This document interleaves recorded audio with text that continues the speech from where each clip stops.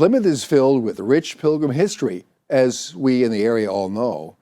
There are more stories to be told as well, and author Andrea Daly developed a walk and drive tour book outlining Plymouth's anti-slavery reformers and activists.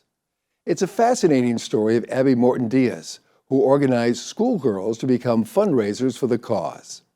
Daly recently held an event to introduce her tour and the meaningful history within Plymouth. PCN was there to hear more. The book that I wrote is The Self-Guided Tour, Abolitionists of Plymouth. And I wrote it because I had been doing some research since the 1990s in regards to abolitionists that lived here in Plymouth.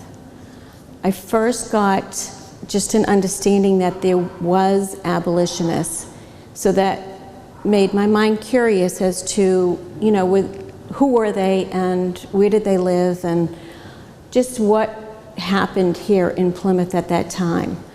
So my research began at the Pilgrim Hall Museum, where I found Abby Morton Diaz's interview with one of the magazine editors, and she talked about her life as an abolitionist. She talked about her friends in there.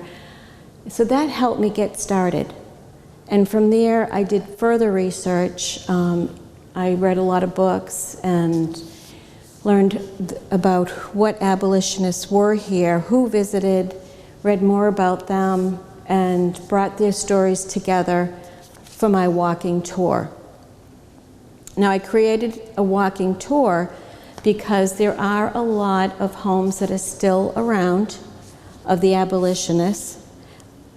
Where they worshipped, not so much. They've been destroyed and there's only the sites of them at this point.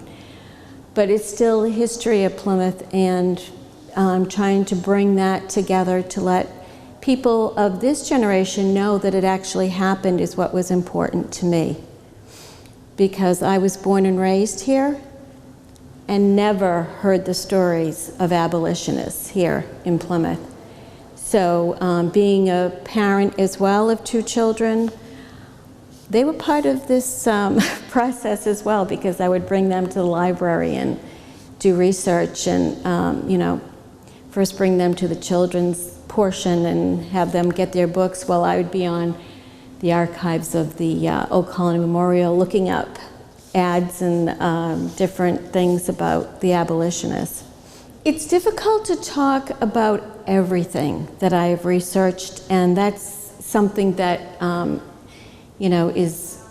does bother me at times, because it's like I'm expressing only a portion of really everything that I've learned about these abolitionists, and you don't want to bore people too much into everybody's life and all the intricacies of how they were involved with the abolitionist movement, but it's a taste for them to at least understand who is here and for them to do their own research.